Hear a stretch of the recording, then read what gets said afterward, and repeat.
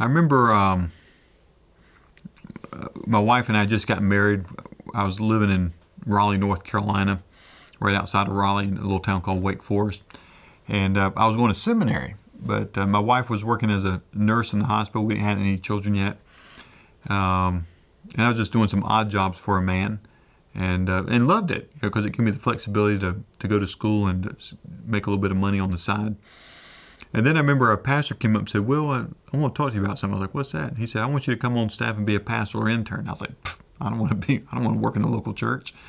Not that I didn't like the local church. I said, that's not for me. I'm not going to be a pastor. And he said, "Why don't you come?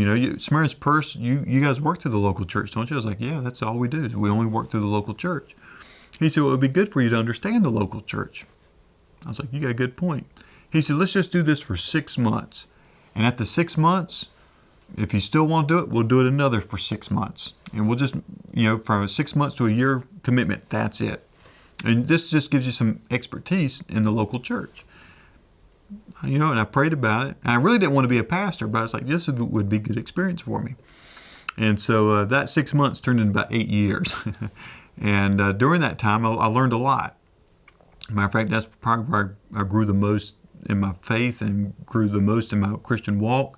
It's where I developed most of my skills that I learned in college and in seminary. I started developing. And I was still going to seminary during this time. For part of that time, I was going through seminary. So I started. Then the church said, "Will, we want to start a new church."